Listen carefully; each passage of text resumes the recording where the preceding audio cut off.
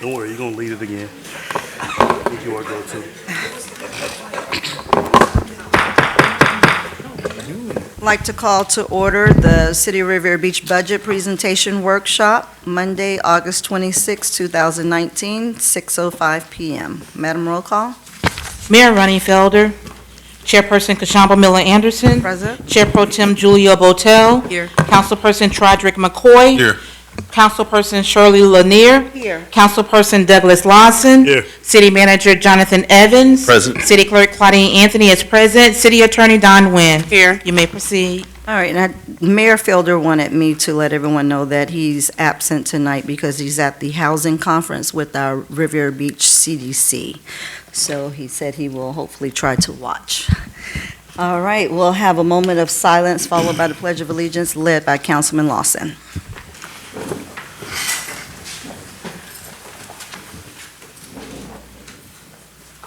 I pledge allegiance to the flag of the United States of America and to the republic for which it stands, one nation, under God, indivisible, with liberty and justice for all. We'll have the introduction and purpose of tonight's workshop by Mr. Evans, our city manager. Madam Chair and members of the City Council, the items that will be presented in front of you this evening will go over the fiscal year 2020 operational budget changes, the general government capital project overview, enterprise funds capital project overview, and then comments and discussion from the board. The first slide that will be in front of you this evening speaks to the operational changes.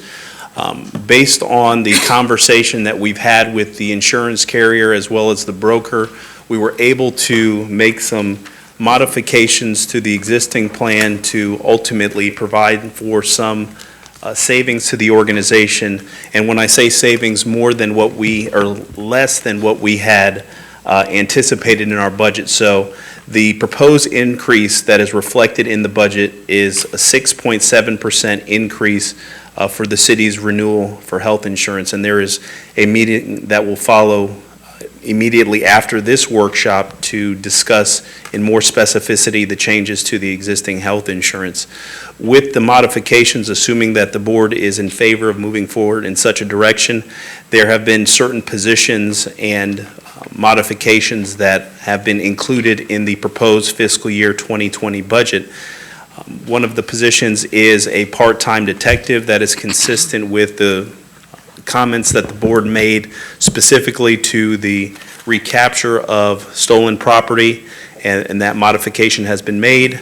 There has been an addition of a communication supervisor, and when we say communication supervisor, it's specifically dispatch communications that we're speaking to. Right now, we needed the additional coverage to be able to make sure we're in compliance with the change in state statutes. The next one is the Assistant Public Works Director. That's to provide a little bit more management of the day-to-day operations in the public works operation and to allow for us to be able to have the depth and the bench strength that's necessary to move the organization forward.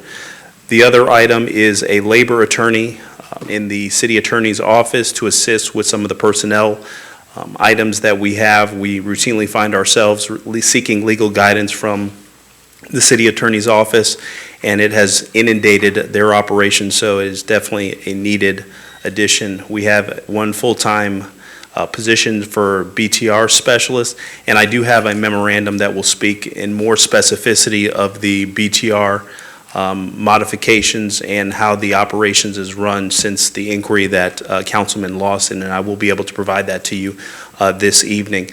And then the last position is a creation of a deputy city manager to help with tracking legislative updates, to assist in some of the project management and oversight, and then to provide some general administrative duties. In order to have that, the next position, the deletion of two positions, the BTR specialist, there's two part-time positions, and so we're fusing those positions together to be able to fund the full-time position.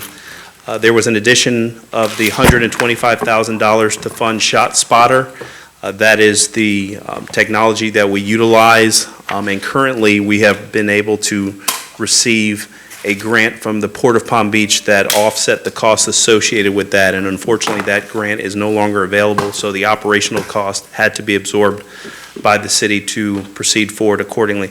The Shot Spotter technology helps us identify when a firearm is discharged, exactly the location and the type of firearm that was utilized to be able to make sure that our units can be able to recover any items associated with that particular issue.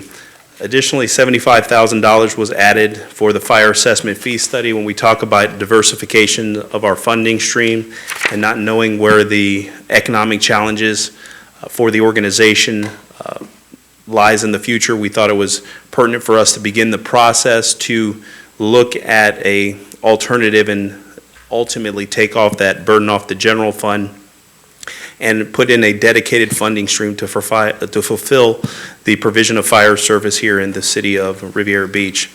An additional $15,000 for operational expenses for the Justice Service Center. In my conversations with the manager over there was money that was eliminated from operational cost or operational accounts, and there's a necessity for the $15,000 to assist in the day-to-day operations of that activity. The last item is $300,000 to be added into contingencies to address the wage and market conditions from the original compensation and classification study that was conducted back in 2017 and then ultimately presented to the board in 2018. We have seen that there has been market conditions that have changed, and we have a lot of compensation and equities in the organization from management all the way to line level employees. So this allows for us to be able to systematically go in there and make the changes and modifications to address the compression that we're having. This will be one of the first projects that the new Human Resources Director will be tasked with, but ultimately bringing the study back to the board, looking at it from a different perspective and seeing if there's some information that we can put in to refresh our compensation and classifications here within the city. There are some concerns that we have with respect to remaining competitive, and if we want to still go after the best and the brightest talent and retain the talent we have to make sure that we're on par and market, and I think we've slid a little bit, but this is a opportunity for us to go in there and make the appropriate changes and modifications to remain competitive. So that is some of the items on a high-level perspective that speak to the operational changes. Before I move on to the next slide, I know some of you have spoken of some other things that you would like to see staff address as part of the operational budget for fiscal year 2020, and so staff stands prepared to address any items or concerns the board may have before we move on to the overview of the CIP. All right, is this the section, I know we talked initially about the Citizen Leadership Academy being a city-sponsored event, as well as the Youth Council. So as of right now, what happened last budget, I cut my promotional and travel in half and then was told I needed to use that to fund Citizen Leadership Academy, which I was trying to get rid of the money, but because they would not fund it as a city, that money was used as that. Again, I don't think it should come out of a district-funded, it shouldn't be a district-funded initiative. So I don't think, I'm looking at this amount in the book as to what was expended, but that can't be, I don't think that's right. I don't know where they're getting those figures from, but I would think no more than $5,000 would need to be allotted for it. The bulk of the money is to feed the participants. Each Tuesday is 10 Tuesdays, and so basically about between 20, 40 people at most you're feeding. And that's basically the expense. The materials and all are copied here, and, all of that is taken care of in-house. So the bulk of the money really is towards food. And then at some point, they would need to order more shirts. I did order enough shirts the first time around, so I didn't have to pay for any the second time around, because I still had some left over. And that wouldn't be no more than $400 maybe. So I'm thinking $5,000 is what we allotted last time. But I definitely spent more than $164. We'll have to take a look at that, but I'm thinking 5,000 would be enough. I mean, it won't go over that, I'm certain. And Madam Chair, if I may, to that point, we have identified that there's about $34,000 in promotional activities that were set aside for activities that the city used to do with respect to concerts in the common area here outside City Hall. So there is adequate funding available to be able to fund the Citizens Leadership Academy, if that's a directive from the board, to incorporate that into the fiscal year budget and make it something that is a city-sponsored initiative versus in your particular promotional line item, because that's you've been Right. funding that. Right. And the Need a cost is $5,000. We can't make a motion in the workshop. We'll just give him direction, and then he'll write it down. If everybody's on board with that. Yes. Yes, ma'am. Yes. Couple questions, though, if I may.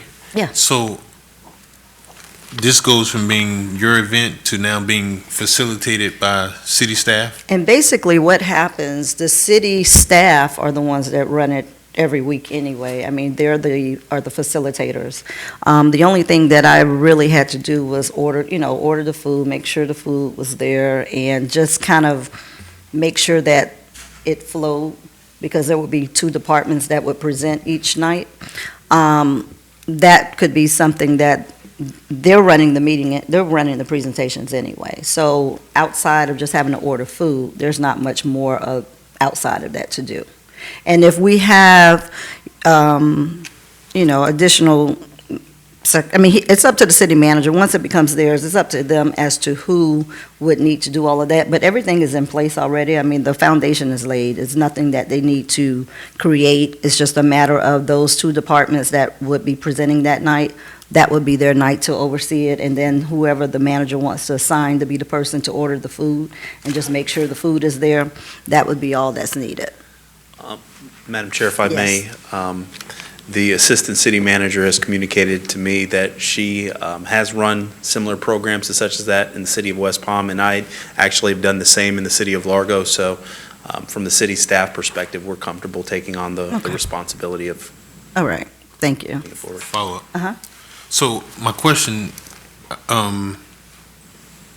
aside from the expenses, I'm speaking, I guess, to that question, to what he just responded. So operationally and implementation, that's a function that's now going to be at the city manager's office? But there's not much to do. I mean, you're saying in understand terms of, it wouldn't be something that I would be doing anymore. Okay.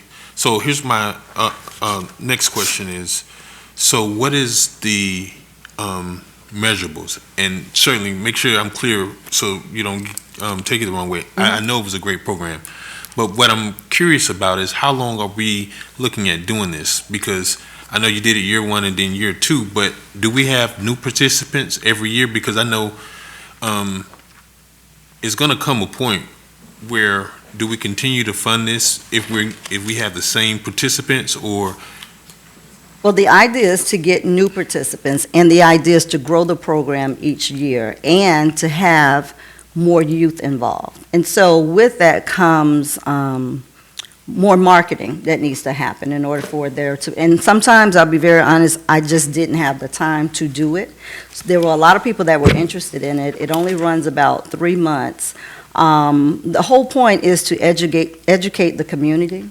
The measurables would be hopefully to see more of those people on advisory boards. I don't give tests, so I can't say whether or not they retained all of the information. Madam Chair, Yes. can I stop you? That's not what I I wanted know you to that's not what explain. I know. But what I was sitting here thinking is I don't want to take on this task of having a Citizens Academy when it's the same people year after year. And that's not it's not So, designed to have the same people. It's Okay. not designed to have the same But people. you know you had many of the people that were there the first time around there They again. enjoyed it. And not that I say that they shouldn't participate, but I mean, we are being trim on a lot of things, and I don't want to have an event just so folks can come out every Tuesday and, kind of hear the same spiel that's not any different than the year prior, because what we're talking about is what the city government, how it's ran and what it's about. So, Now, if you would like to put some stipulations in it and No. say that if you've already attended twice, you can't, and then if you see that no one else is interested in participating, if we only get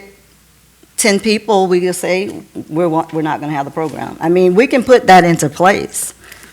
Madam Chair, that's not what I was asking. I just wanted to make sure that we were aware that, this is something that we need to kind of be concerned about, because if it's not, really I agree with reaching you. new people, then, I don't want to waste any time, because I would, I think it's very useful.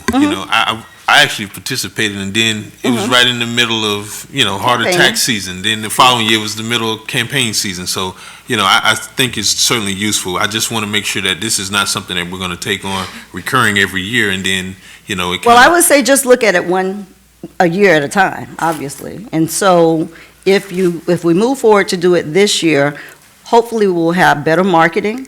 We'll be able to get in touch with the schools and get more kids involved, get more adults involved, and you won't see the same people. You may still see the same people unless we're going to say you cannot participate if you've already participated once or twice. But I think that is something that should be done. If we see that the participation is falling off, then we may choose to not do it next year. Madam Yes. Chair, I think that maybe what you can do is, with the city administration taking it over, they can incorporate some measurable objectives, like a pre and post test, just to have something on record that the people retain the information. And that would cover having the issue of, did it work or did it not work? Yeah, I agree. All right, anyone else? Yes, Madam Chair. Yes. I have somewhat the same issue with regard to the Workforce Development Task Force. I've been spending all of my district money on organizing those meetings, putting businesses together with educational institutions, and we've made really good progress, but it has used up my entire promotional budget for the last year. And so, Mr. Evans and I have spoken about this and about my desire to have the city take a larger, more active role in that. So I hope that that's something that can be budgeted for, so it doesn't come out of my promotional dollars. I mean, I would like to continue to be involved with it, certainly, because I think we've made really good progress, but I just don't want to have to pay for it all the time. So that would be helpful. So, can I ask a question, and this is just generally speaking? Go ahead. And by no means, members, do I want you to think that I'm ever questioning your idea, but I think there has to be, if this is something that we're now shifting possibly from legislative office to the city manager, there has to be a program written, right? So that it's just not, obviously, you know what your desire of the Workforce Development Board is. I know what it is only from hearing you talk about it, but I'm sorry, Doc, I don't know what it is. So unless I see it on paper, right, then I can kind of understand exactly, what's the intent and who's involved and, what's our goals and objectives. Thank you for bringing that up, may I? Yes. Because Mr. Evans and I actually spoke about the possibility of making a presentation to the council, so the council could be aware, because it was the last council that said, go forth and do good work on this topic, and so I just went forth and did good work, but you all are new to this thing, so I would be happy to make a presentation to council. I think we decided that it would be on the September 18th agenda about the work of the Workforce Development Task Force, what we've done, what we intend to do in the future, so thank you for mentioning that. Okay, I'd be happy to support it. Madam Chair, Yes. I have some questions regarding the other items Mr. Evans alluded to up here. All right. A couple of them with the positions. Can I take an opportunity? Thank you. So, Mr. Manager, a few things. I sent the email to you and Ms. Jacobs today regarding this. So I wanted to understand, from last year, we're adding positions and we're removing some across a number of departments. Can we have a comparison year over year? So, because I want to specifically, and it didn't come to my attention until after we last had this, I believe it was on Thursday, but if I'm correct, in 2017, well, for the 2018 fiscal year, the deputy city manager position was removed. And I want to kind of look in totality. So, for instance, I think we're in 19 now. So from 19 fiscal year, we're going in the city manager's office from, let me pull it up here. And pardon me, we just got this today. So we were at for salaries and wages, 873,000. Now, going to the actual budget for 2020 that's being proposed, we're moving at $1,013,000. So obviously, there's an increase in at least one position in that salary line item. Will we be able to see departmental, because last week, we seen, one position removed, but we don't know what the trade-off was. I don't recall us having a conversation about the Assistant Public Director position. If we did, I may have missed it, but I want to understand, so is there any other changes within that department? Because if it was explained last week, I don't know if I understood it in this way. I think you guys gave us the net total. Is that correct? Councilman, to your point, we listed the positions that were considered for inclusion in the FY 2020 budget, but they were unfunded until we got the additional information on the health insurance, and then there were certain positions that we added back in the budget for consideration. So these are the positions that have been added back for the board to discuss and see if they would like to move forward with including them in the 2020 budget. Not all the positions were proposed, were added back in just a certain amount.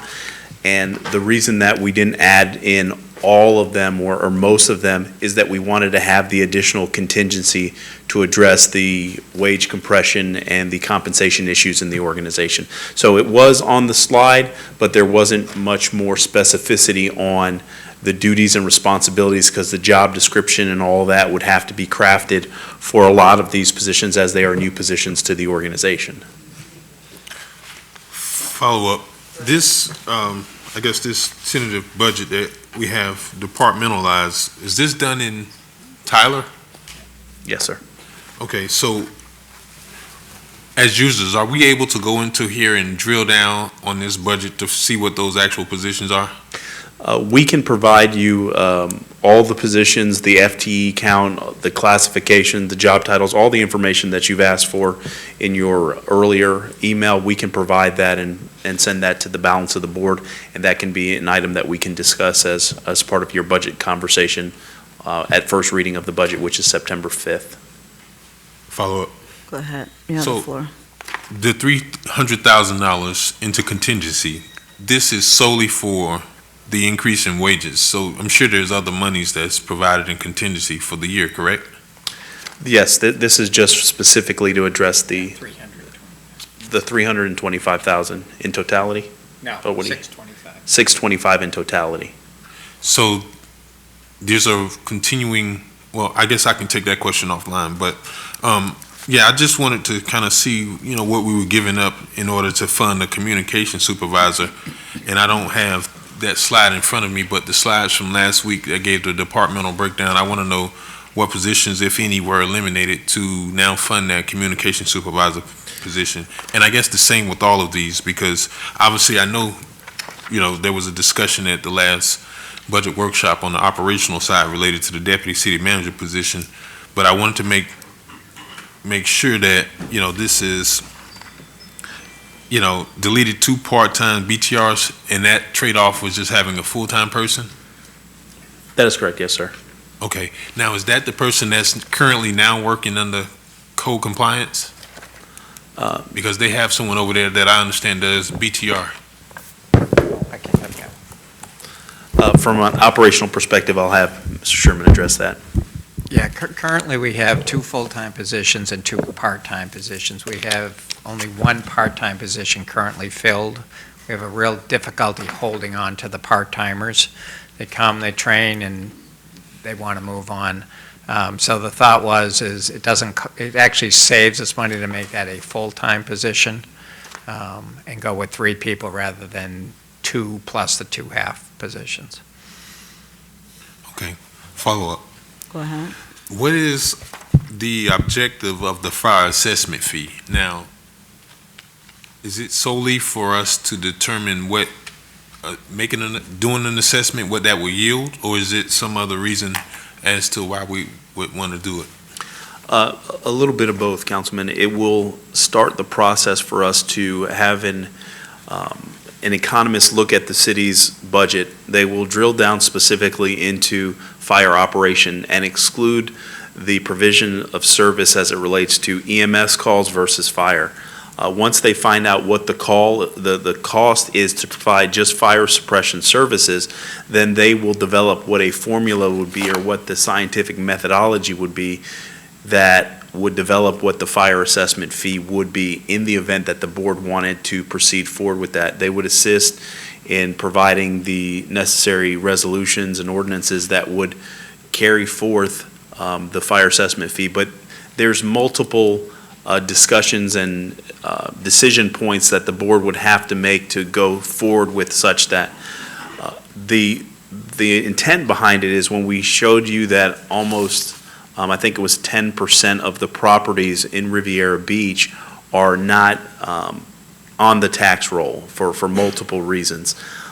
That allows for, if we looked at having more payers come into the system effectively, you can take out the component or you can adjust the component of your millage rate that is associated with the provision of fire service and ultimately try to make an apples to apples shift. In addition to that, provides a revenue stream that doesn't have to deal with some of the volatility that you find in the ad valorem revenue. You can utilize it for bond proceeds, you can borrow against it, those types of things. So in essence, it allows for us to look at creating another revenue stream and taking some of that burden off of the general fund and provides more liquidity on the general fund side for the board to address other issues or other concerns that may be present citywide. Thank you. Anyone else? Madam Chair, Go ahead. I see two positions that were in the 2019 expenses, salaries, and revenues. To whom would the economic development staff person report?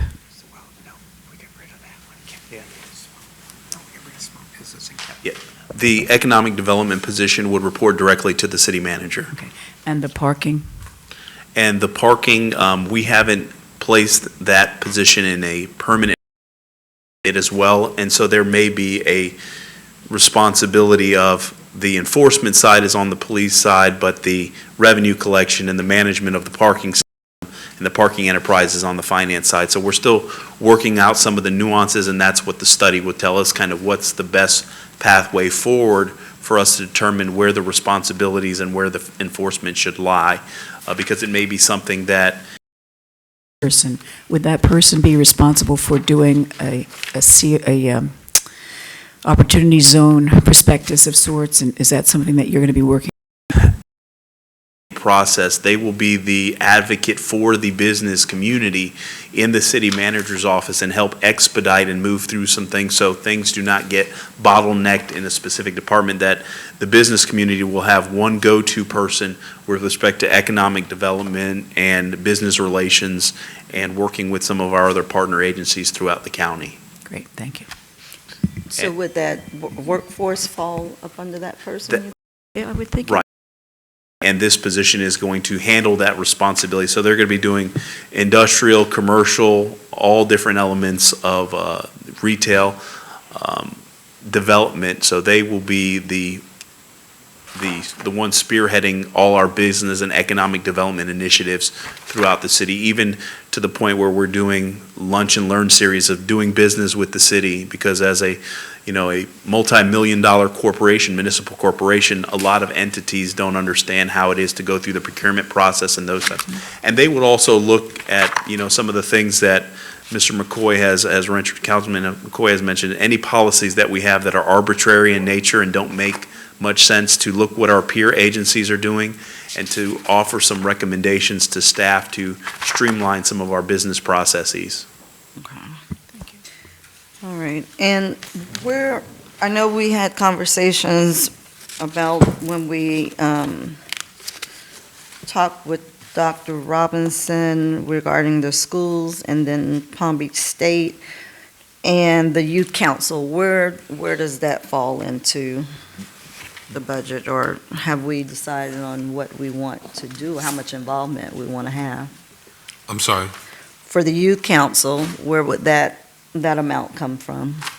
The What- youth council would be something that we Youth would. empowerment? Yeah, we would end up putting that under youth empowerment. Okay, Correct. all right, so we don't need to worry about that part. Right. And then the commitment towards some sort of initiative or doing something, our involvement with education. We need to figure out what are we going to do for that, because of the budget, we're doing this budget discussion. When we met with, Madam Chair, go ahead. we had last fiscal year, we had an educational fund budget that we had about 25,000 budgeted, 5,000 for each council member. Is that moving forward? Are we going to be doing that same, is that a line item on here? Yes, Councilman, that is still carried forward. Okay, so, colleagues, is that going to be sufficient for us? Because I believe we found out about that a few meetings ago, that we had that budget available. Do we want to keep it at that amount? Do we want to address that? Does the amount roll over? That amount we're carrying forward. And yes, then Madam if Chair. we choose to do it again, And we'll would have that in We would addition re-budget to? for it, yes. Do you all know if you have any money? I believe only one chair used it. We have about 20,000 in total, so four of us have money. Okay, I was one, I'm sure. All right, so we have maybe 20, and if we want to do another 5 each, It'll be another 20, right? oh, we're leaving the mayor out. The mayor wasn't included in that, huh? No. Okay. Did you have a question? McCoy? I was gonna ask, so, let me be clear, so that amount, in theory for 2020, not just the concept, The monies would be carried forward, and if the board wanted to add additional monies to 2020, then staff would apportion it accordingly. So if the board said that they wanted to add an additional $5,000 per member, that would add on to the amount that you already have that's carried forward.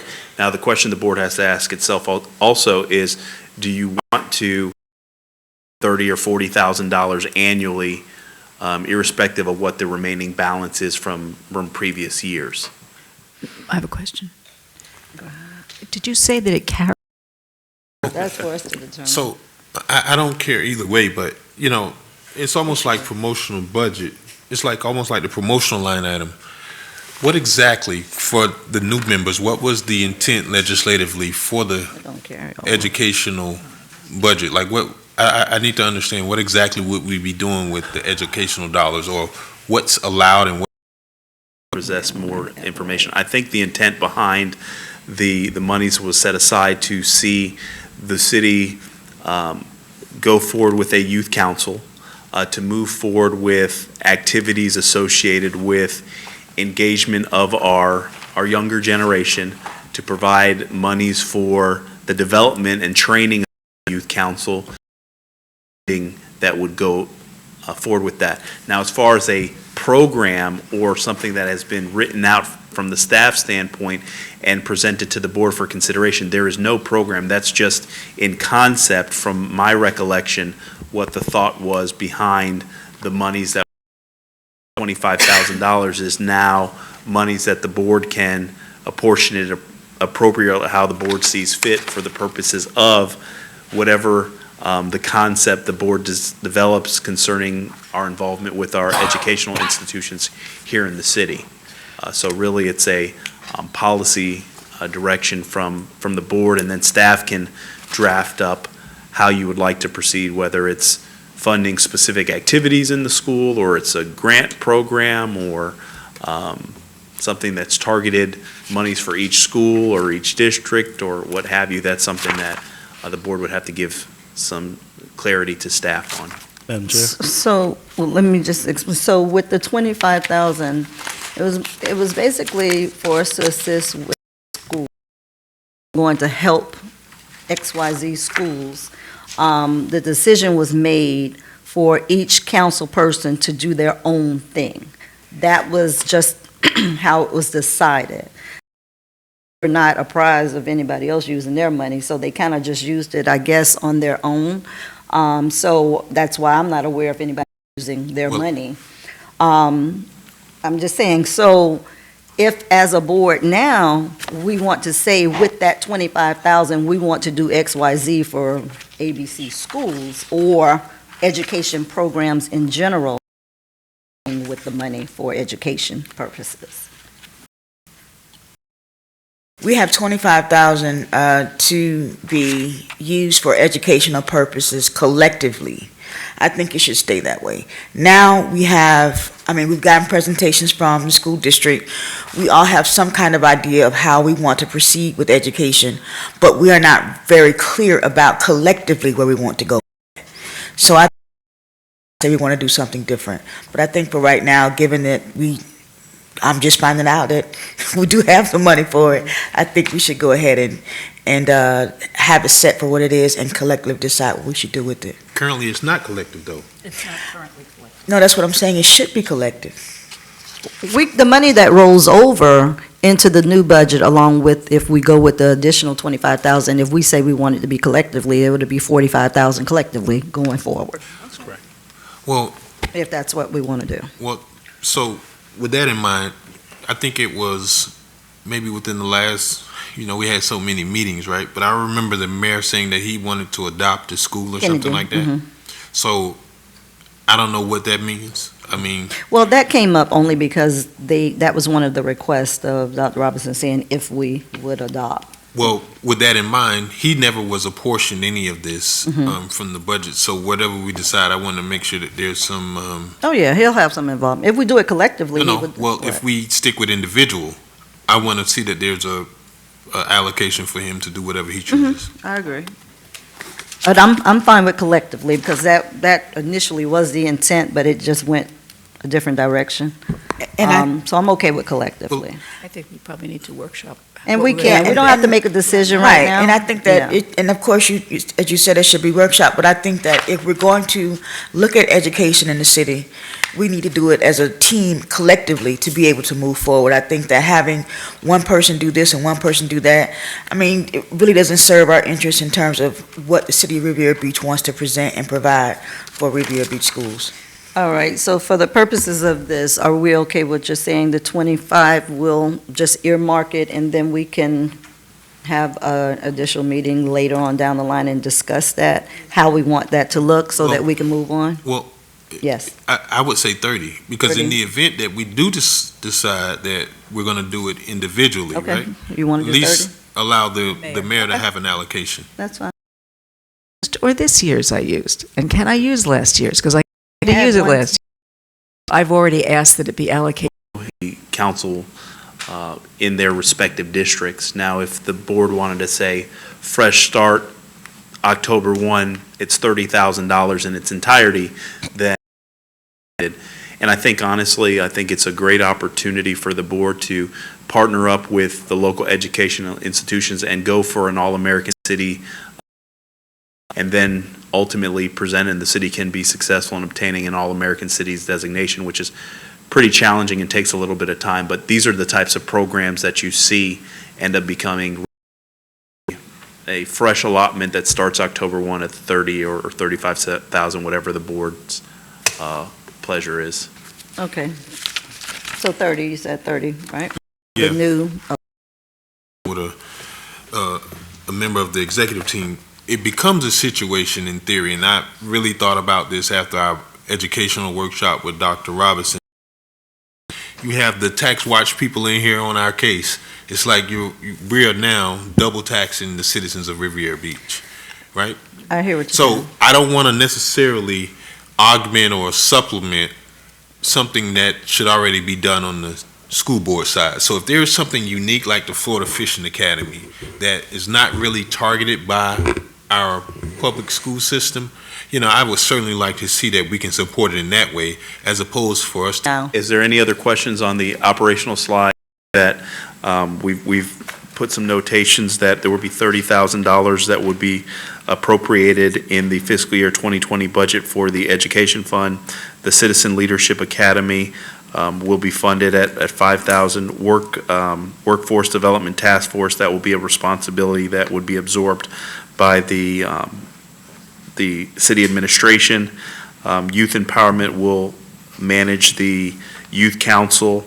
We need to provide the board a FTE count, and any modifications from fiscal year, we'll go 2017, 18, and 19, and then provide what the proposed position FTE counts and which department deviations for the board. And then obviously to schedule a workshop to discuss the educational funding and how we handle that. Is there any other items that we've missed associated with the discussion the board just had? No, I don't think so. All right. All right. Madam Chair, we'll move on to the next slide, and we get into general government and capital projects overview. The first department is Director Richard Blankenship. I have a question. The binder that we received, I know this is information that I asked for, but will we go through this at any point tonight? That is the binder The line by goes. line? Yeah, we can definitely get into the more specifics on the line, or we can, if it's the board's pleasure, we can go into that as part of the discussion on February 5th. It really is at the pleasure of the board. Okay, because I had a question. I'll bring it up at the end. All right. Good evening. Good evening, Chair, Council, Richard Blankenship, Parks and Recreation Director. What you have before you tonight is our 2020 CIP request. The first project is a project that's already underway, which is renovations to Municipal Beach. We've put in a new playground. We have put in new surface, redone the restrooms, new landscaping. We'll be putting in some stationary exercise equipment, signage, painting the restrooms, and a big effort is going to be getting a permit to put ADA accessibility to the beach itself. You can get to a certain point on the dune, but then once you're there, you can't go any further. So we're trying to put down a Moby mat and get permission to do that. This is a $200,000 grant with a $200,000 match. The next project is the Parks and Rec Master Plan. The contract for that plan will be coming to you on September 5th. This is, a 15 to 20 year roadmap for Parks and Recreation in the city. A lot of needs assessment, community involvement, community meetings, and we'll come out of that with a implementation plan, a funding strategy, and priorities so that we can move the department forward. The next project is in out years. It's the Barracuda Bay Party Room. We talked the other night about raising revenues at Barracuda Bay. Last year, we put in to construct a party room. Right now, if you want to have a birthday party or any type of party at Barracuda Bay, it's outside. If we have the party room, then you can reserve that, rent that room, have some protection in case of inclement weather, just a nicer setup than up under a camp. We're taking all the court lighting, not the ball field lighting, but the court lighting, the lighting that's used most, and converting it to LED. Not only that we were able to get the $250,000 grant from the Small Communities retrofit, but we're able to match that with another $200,000 grant, which will do other renovations to Callaway. Lone Pine Park, this is another grant from Recreation Trails Program. We're not really sure what we're going to do here because we want to vet it with the community. We want the community to have some buy-in and some input on what kind of improvements we make there. But once we start the master planning process, that'll occur. And then finally, in out years, is replacing the windows at Tate Gym. Those are, if they're not the original windows, they're close to being the original windows, and they need to be replaced with high-impact windows for storm and energy conservation. If there are any questions, I'll answer those at this time about our CIP. Board have any comments or questions? Madam Chair? Go ahead. The only concern I have is the party room. I don't see us just throwing more money at bad debt right now. So to add a party room for the sake of making it profitable or cutting our costs, I don't think that we should be budgeting that $300,000 to build out a party room at that location, being that it's cost us $500,000-$600,000 to operate over the last few years. So I wouldn't agree with that, Madam Chair. All right, Follow up. go ahead. Richard, regrettably, I was thinking something along those lines, but, I'm sorry, Mr. Blankenship. So, are we looking again in 3 years, well, I guess in another year to put another $300,000 aside for it? Well, I believe that's why it's in the out years, to give us some time to figure out what's going on with Barracuda Bay. And it's not it's an amenity, it's not a necessity. Pumps are a necessity, that kind of stuff. This is an amenity, and that's why we've pushed it out, to see how the situation turns out with Barracuda Bay. Okay, I'm sorry, maybe I'm looking at this wrong. So it's just 300,000 one time? Right. In 2 years. Well, how do you read Why, this? so I'm not understanding how we got this set up this way. So, It says 2019/2020 dash 23. right, but my question Madam is, Chair, may I? Hold on, go ahead. when are we expecting to move forward? What was your idea on moving forward, in 2020? And we're 2021. budgeting it? 2021. That will be done with a master plan, and we'll have a better idea of, We're budgeting it, we're budgeting for it now? No. So why is it, I don't understand because why this is would the 5-year CIP. So what you see in the first column is the 5-year plan. Okay. Okay, all right. I didn't understand that to be, okay. But, I kind of share the same Understood. concept, like, at this rate, is this a conversation that we really want to have, given the circumstances? And what can we look to achieve? Like, what, do we have a pro forma? And quite honestly, I'm thinking, if we add a party room at Barracuda Bay, does that, I guess, does the demand now drive the need for having an indoor party room? Because is it the combination of being right at the water park and an indoor facility? Because, there's a number of facilities that can be available. I believe the idea was simply just to, and this came up 2 years ago, I believe it was the first time it was in the CIP, was to simply add another revenue-generating amenity to the park. But now that we're going into the master planning process, it is totally going to be vetted to determine what happens and where we go with that. Okay, that's all I have. I don't have anything else related to parks. All right, anyone else? I have to agree that I don't see $300,000 for a party room for a facility that loses money every year. And I know that we've been talking about how we can improve, how we can get more people to come. We want to raise prices, but for $300,000 for a party room for a facility that we don't even know if it'll be here in 3 years, I just don't think that we should start with that, putting that type of money into that facility right now. So, Mr. Blankenship, with the master plan starting this year, it takes about a year, you It'll said? be about a year process. Okay, and so by the time we get around to next year to commit the 300,000 for that, that would be the time when we will commit the 300,000 in another year, right? Yeah, they have that serious conversation about what we're going to do. Yeah. Okay, so we're not You're not funding it this year. funding it right now, so we can definitely make sure that that's understood. That, and I think it's pretty clear that we have an issue with Barracuda losing so much money. So in the next 6 months, a year, we can certainly say whether or not we want to move forward with the 300,000 for it.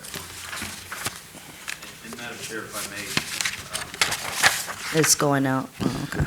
if I may, just for clarity's sake, that you see the total that's from fiscal year 2019 to 2024, that's the 5-year snapshot. Per statute, we're only required to budget for the year that is in the fiscal year 2020 budget. So you'll see the projects that are in progress, and that's money that you'll see most of them. There is a situation where some of your projects are funded all the way out through the 5-year CIP, but a lot of them are not funded. And specifically when we get into the City Hall complex discussion, that's a large capital expenditure that's not funded. So, but we have in the fiscal year 2019, 2020, that is monies that the city has set aside for fully funding the capital improvements plan. Okay, anyone else? Thank you, Mr. Thank you. Blankenship. The next department is Fire Department, and that is Interim Fire Chief John Curd. Good evening, Council. Interim Chief evening. John Curd. What we have in front of you is Fire CIP, and looking at some of the items, starting off with the EMS grant. This was a grant that Fire was able to obtain. It's a reimbursing grant in which we were able to upgrade our stretchers to DOT compliance, ensuring we have the latest and greatest of what's required in technology. So the next item is our Fire Life Pack cardiac monitoring devices. Basically, those are our defibrillators to really simplify it. This is where we do a 12-lead EKG. It provides for defibrillation. These were obtained on a grant originally, and we've budgeted out for those on 2020, 2021, or excuse me, 2022 and 2023. While we will be looking to obtain grants, I can't always guarantee that we will be awarded that grant. And in order to ensure that we have the devices needed to stay abreast of the latest and greatest in technology, these will have to be replaced. By the time we get to 2022 and 2023, our current life packs will be obsolete. The next item on our CIP is the Fire Lucas chest compression system. This is basically a system that straps to a patient who is in cardiac arrest and provides automatic chest compressions. Due to our staffing levels, this basically frees up a firefighter to perform other functions, whether it be intubation, IV access, drug administration, documentation. This allows for basically high-quality CPR, perfect rate, perfect rhythm, perfect depth, and is a very important piece of equipment, which again, this equipment was originally purchased back in 2013. By 2020, 2021, this equipment will be worn down and basically have become obsolete. The next item we have here is our self-contained breathing apparatus. Again, another item that was obtained on a grant, the AFG Assistance to Firefighters Grant back in 2014. We've budgeted out for this in 2021, 2022, because those packs will, again, as technology moves, these packs will become obsolete. There's a certain life expectancy with our SCBA systems, and again, while we will be looking for these grants, we can never assure that we will be awarded these grants, so we've budgeted those funds. The following items are all of our fire stations. Obviously, we understand the condition of our facilities. We have renovations that are to take place at Fire Station 1. For the bathrooms and some of the other facilities. I think most of you all have seen the facilities at Fire Station 1 and understand what the need is there. We have the rebuild of Fire Station number 2, which is out by Barracuda Bay. That project is actually going to start to come before you at the next council meeting, so we can start the initial processes of getting our crews out of that station and moving forward with that rebuild. The next station, which is the Station 3 on Singer Island, is the sister station to number 2. Again, built in the mid-70s, basically that station has become obsolete on every level. And then ultimately, we are going to end up at Fire Station number 4 with budgeted monies in 2020 and 2021 for modernization of that station. The intent is to keep up with that station, so it doesn't fall into the condition that Station 2, Station 3, and Station 1 have over the years. If you have any questions on any one of those items, I'd be happy to answer them for you. Any questions from the board? Comments? All right, thank you. Thank you, Kurt. Council.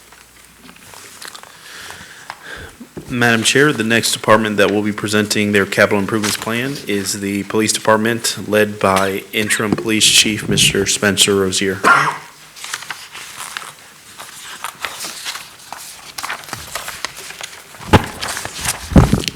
Hello, Council. Interim evening. Chief Spencer Rozier.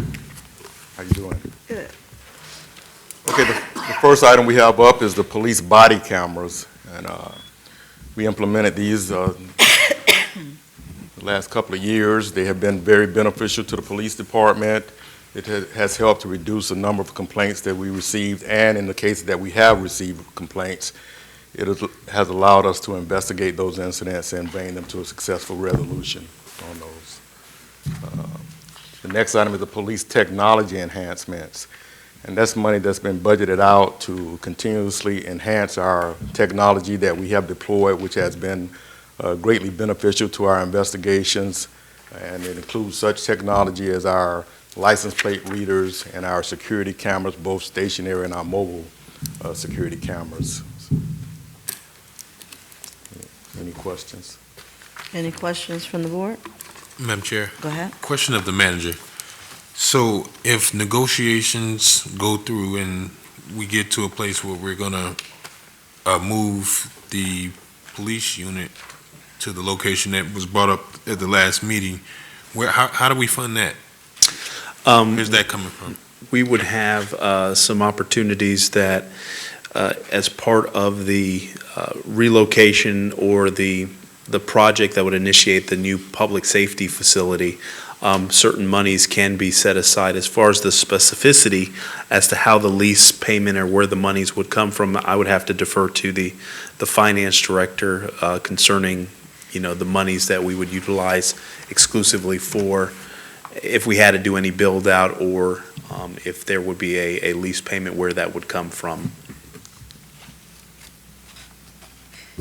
Anyone else? Good. You're actually going to see a project coming forward on a couple of slides down called the City Hall Complex. What we're looking to do is budget money in there. That would actually address all of the facilities here within City Hall. So whether we're paying the rent, relocating, demolition, whatever we're doing with regards to the development of an entire, brand-new City Hall complex, no matter how that gets staged out, those funds will actually come out of those dollars. Madam Chair, Go ahead. do we have an idea on what that cost to relocate our main station, police station would be? Currently, we're right now in the middle of negotiations. We're anticipating receiving a final proposal from the Realtor here in the next, I would say, 24 to 48 hours, and I would be able to provide some more specifics. We are seeing that there is a demand out there, but we're negotiating right now. We're in a better place than even our lease agreement is at the Port Center, and the facility would accommodate the entire law enforcement operations for the city. And then we're also looking at other facilities to be able to start vacating some of these structures with the intent of being able to really move forward and get the momentum necessary for us to start having the substantive discussions with the board on a plan that brings forward a P3 opportunity to commence the construction or reconstruction of a lot of our municipal facilities. So I would anticipate you will start seeing some of those items come before you right at the start of the fiscal year, Councilman. Okay. So I understand that we're budgeting we're going to take the funds from our City Hall budget, but as of right now, based on what you're saying, I don't think we have an exact cost or even an estimate. We do know that the lease arrangement, we're negotiating that, but just the relocation cost, because I know one of the first things we spoke about was the command center. Trying to relocate the command center is going to be a very tricky and costly item for us. So that's something that we really have to kind of dive into, because if those funds are coming out of City Hall, demo, redevelopment, budgeting, we're going to have some concerns where a majority of it's going to go into police relocation. And to that point, I would provide some more specificities as we're in the process of negotiations. But yeah, those are all things that we're contemplating, furnitures, fixtures, equipment, technology, all those elements, to be able to effectively move the central command of, the police department, understanding that the technology is probably going to be the most expensive element of that, as well as how do we secure our vehicles in certain sites. So we're still in the process of negotiating that and hopefully bringing it to a resolution to where we can bring it before the council for consideration. Thank you, Madam Chair. All right, anyone else? Just one question. Go ahead. Mr. Evans, does that include, you said all of the police, does that include the Detectives Bureau at the port as well? Yes, sir. Okay. Anyone else? Thank you, Chief Rosier. Right. The next department is Development Services under the direction of Acting Director, Mr. Jeff Gagnon. Thank you, Mr. Manager. Excuse me, Jeff Gagnon, Acting Director of Development Services. Good evening. Good evening. We have two items within Development Services under the capital budget. The first is pertaining to our unsafe building program. The second is for Singer Island Dune restoration, which is associated with an agreement that we have with Palm Beach County for a matching fund if we do require it in the event of a storm with significant erosion. So those are the two items we have, and I'm happy to answer any questions the board may have tonight. Any questions or comments from the board? All right, thank you, Mr. Gatton.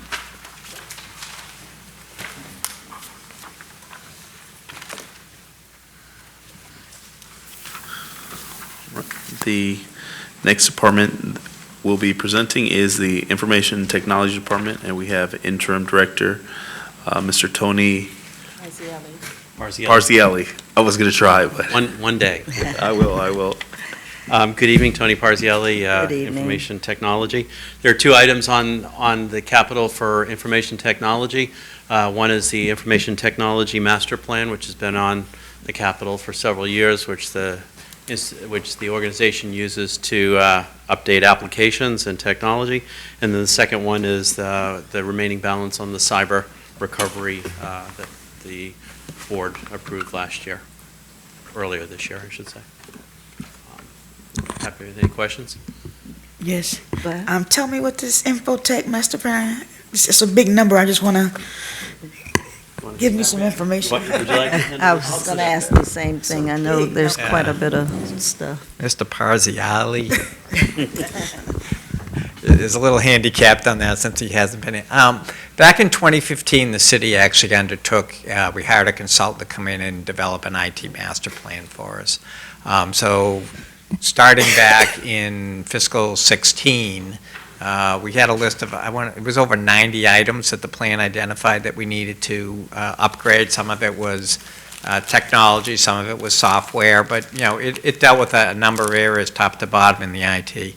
So they came up at that point with, I think it was a 7-year, $7 million plan, but that was in 2015 dollars. So as we've worked these programs through the year and start to bring, certain, again, features and technologies and softwares into the system, they're developed through the IT master plan, and then ultimately they'll roll over into the operating budget.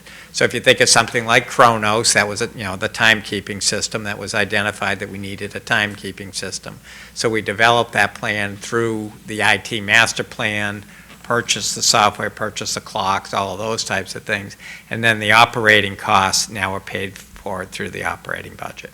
So that's really what the IT master plan is. We've done, so far we have done the police dispatch. That was the first one out of the box. The other big one was the ERP with Tyler. And we're still rolling out, as we talked last Thursday, we're still rolling out a number of features under that Tyler program.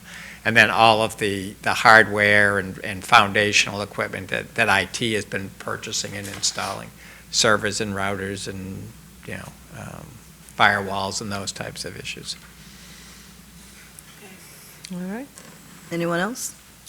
All right, thank City Administration's capital projects to you this evening. We begin with the first one, the Economic Opportunity Qualified Targeted Industry Tax Credits. From my understanding, the city issues about 4 or 5 a year, and the average is about $50,000 per year. We're budgeted for, over this particular time period, a total of $268,000 plus. All improvements, $1,000 with drying in the facility. The next one deals with the new library facility, wherein we have budgeted over the next 5 years a little over $5 million. The parking study is a way for us to go ahead and try to gain additional monies for us. From my understanding, it'll deal with the marina parking, parking possibly at our new City Hall complex, and any other additional opportunities for us to be able to gain additional revenues. The new Public Works building, that facility, we budgeted a little over $7 million for that project. Following are the sector dollars, wherein they're for districts 1, 2, 3, 4, and 5. If you start at District 1, they have about $761,000. District 2, $79,000 plus. District 3, $82,000 plus. And the last one would be for District 4, which is a little over $500,000. The last item on our budget is for the new City Hall complex, and right now the figure is looking at about $62 million. All right. Are there any questions or concerns for the council? Why my sector money so low? Need to borrow some? Clearly, yeah. Yeah, you and Ms. Lanier sitting over there. I wanted to know how District 1 has so much money in their sector funds. Mrs. Lanier, I also asked that particular question, and I was told that the prior council person for this particular district did not spend any monies, or the spending wasn't as, it wasn't at the rate of the other council persons. I love to see that, the journey for that account. I would like to know, I would like a line-by-line item on what the monies went to for mine, for sure. For all of the districts? All of them. Because I don't. The money goes away. There's not a desire, unless instructed by the board, to put additional monies in there. So Mr. Sherman can provide some clarity as to how the district monies were set aside. Yes, initially, the city had actually leased the marina uplands to the CRA. That was part of the arrangement that revenue to be able to go out and borrow to be able to, again, put back into the marina. Those lease payments were dissolved a couple of years ago. That lease was rescinded, so those funds are no longer coming to the city. Now, the reason that the lease went away was because it was found out that the FPL money was coming. We had a one-year windfall of those revenues before the debt service kicked in. That's how we funded this program initially. But now that those payments have gone away, and we're still making the debt payments, the other projects. Madam Chair. Was McCoy? You didn't say anything, did you? No, Okay. not relative to the sector funds, but I had another question on that. So my understanding is that these are the funds that were used to do the road projects on Sayer Island? Am I right about that? And is it the case that in fact? Part of the year, so it could have been FY19, could have been FY17, but that in progress just means it's prior year's approval. Right. And then what we have is, the next column is what we will be appropriating for 2020, and then we have the out 4 years to make up the CI, the But 5 I year. mean, with regard specifically to the sector dollars, that $516,960 for District 4 Right. is not available to be used. It's already earmarked for something. That was earmarked to the culverts, yes. Madam Chair? Go ahead. Mr. Sherman, I see that District 5 didn't have any sector funds. What was the reason that we didn't have any sector funds? And then the second up to that. Any funding. If these funds, if there are no projects for these funds, they can, again, we try to use them. Going back to, in 2007, there was a plan that came out that was looking at dealing with infrastructure type projects within. They were trying to help each sector in the business and neighborhoods in the sectors. So it was really, that plan was the basis for when we adopted these dollars.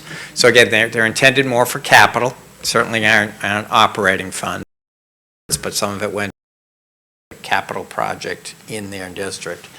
District 2, I believe, went to some street projects. So again, each council person has kind of used those dollars. So going forward, I would say that 4 is committed. I think 1, 2, and 3, again, they can either be individually allocated, by those council, or if you wanted to consolidate them and put them into one project, you certainly could vote to do that. may have a difficulty time wrestling the funds away. Right?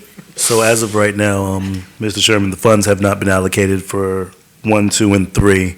All of the funds from District 4 have been allocated, and between now and the end of the budget year, this year, councilmen would have to decide on when or where they're going to actually allocate these. I'm sure some of mine has been, some of it has been appropriated. Yes, but, we welcome any suggestions since you represent the whole city. Absolutely. I would suggest we go ahead and put it into one just bulk pile and see if we could all come up with a decision so that District 5 could assist. Can find out exactly what's been used in We'll each. get a breakdown. Yeah, and that way we'll know. And, Madam Go Chair, ahead. as I understand it, that project that we were speaking of is That is correct. And also, I think when the board has the conversation, there should be a discussion more philosophically as it relates to some projects. Those are things that should have been capital projects that are budgeted and paid for out of general revenue versus a situation where in order for a project to come to life and that it requires sector dollars to do that, I think we know that this is a one-time influx of cash in subsequent years, 20, 30 years down the road, general revenue is going to have to pay for that capital investment and that reinvestment. So those are the types of things that when we have the conversation with the board as to which direction you want to go, there needs to be more clarity that certain responsibilities fall under general government and that that money is really specified for other things throughout the community that may not necessarily fall within, general scope of government operations. Question, Madam Chair. Go ahead. Moving away from sector funds, the Public Works Building. So have we decided that where we are now in the public safety complex, that building still is going back onto the market and we have already gotten the funding for a new Public Works building?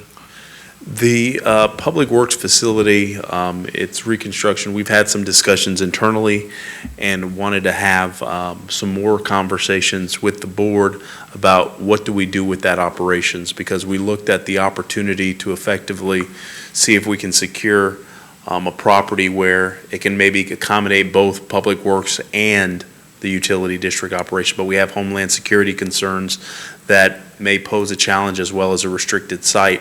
So we do have the money available, but we want to also look at it holistically. Is the existing location or other locations throughout our city a better location for what the demands of Public Works looks like? So I would envision that we would be having more substantive discussions with the board here once we solidify the opportunities with the police department and potentially the library for relocations as to what do we do with our Public Works facility. I know originally a previous board had wanted to see that facility put on the market for sale. I believe the acquisition cost was sub $7 million, and there has been some appreciation that has occurred from the last appraisal, I think, that was done on the property significantly, and so the city was looking to effectively sell that property to a industrial entity to occupy that space, because as it stands right now, that's a valuable piece of property that's not on the tax roll because it's being utilized for municipal government purposes. So my question is, the 7.2 that we have, 7.3, give or take, that's already funded. That is correct. That is correct. So the conversation is whether or not we keep those departments, or at least that department in that current building. I think that, and that's a policy decision the board would have as far as relocating the operation, but I would encourage us to find a facility that can really accommodate what we're looking for as it relates to Public Works. It's not the most ideal site for the operations that we have. It was just the only site that we had available when we had to relocate the employees because of the challenges we had with their previous facility. So long-term, we would want something else to be able to accommodate the Public Works operation. That warehouse facility is a challenging facility to maintain and doesn't provide all the things necessary for us to run our operations there as efficiently as possible. Thank you. Anyone else? All right, that's it. Thank you. The next department is led by Interim Public Works Director, Mr. Terrence Bailey. Good evening. Good evening. We'll run through the projects relatively quickly, as most of these projects you're familiar with. The first four projects, 36th Street, Avenue M, 36th Street again, and Avenue M again. The reason that you see these on here twice, I believe, is because one segment of the funding is for the utility district's component, I'm sorry, stormwater. One element is the stormwater utilities component, and the other is the general funds component. Those projects are under construction and will wrap up within the next 4 months over there on the eastern boundary of the Monroe Heights area. The next project for the CBDG grant is 26th Court from Avenue O to the east. Projects going forward are 34th Street from Avenue F to Broadway, and then Avenue E from 34th Street to Silver Beach. These are projects that are in support of the new Riviera Beach Cove that was approved for site plan about a month ago, sort of in the 3400 block in Broadway, north to Silver Beach, in that General McDonald's area. This is going to be a tandem project in order to support infrastructure, water, sewer, drainage, as the Riviera Cove also comes out of the ground. So we try to match our investments with the private sector so that we're improving areas in larger blocks. Similarly, 34th Street, 35th Street, 37th Avenue P and Q. As we move into the further out years, we're on Shore Drive, 6th and 7th Street. And then the last two lines are general street improvements, which are the matching funds in tandem with these projects for asphalt, sidewalks, and things of that nature as the projects are more specifically defined. I think I have a second page. Yeah. All right. As previously mentioned, the Palm Beach Isles bridges are in the budget for $1.6 million each year. Citizens, or when a need arises for traffic calming throughout the city. Next, you'll see $75,000 in the budget each year for sidewalk improvements. This is broken sidewalk, trees may have had root damage, or if there are areas that don't have sidewalk now, this is the funding source to put in new sidewalks throughout the city. The $750,000 for Singer Island, this is the Yacht Harbor Manor project. As you recall, the state of Florida gave us $750,000 in a grant, and that's already encompassed in the project as it's wrapping up now, and the city will apply for reimbursement. The next four projects, as we've discussed, are the indoor air quality issues. We had a presentation earlier in this year on drying in the buildings on this campus and the potential funding to get that achieved. The city welcome signs. For those who will recall, for the last 4 or 5 years, we installed very large Welcome to Riviera Beach signs at all of our points of entry. There's a very, large one at Blue Heron and I-95. On each of the corners of the city, there are those projects. There's a phase 2 of the project to bring landscaping and lighting to each of those signs to help illuminate them and make them more aesthetically pleasing, as well as the 23 community signs that are in citywide striping, again, $50,000 each year for new stop sign, new stop bars, and striping on the streets. This year, we're adding an LED light, street light conversion.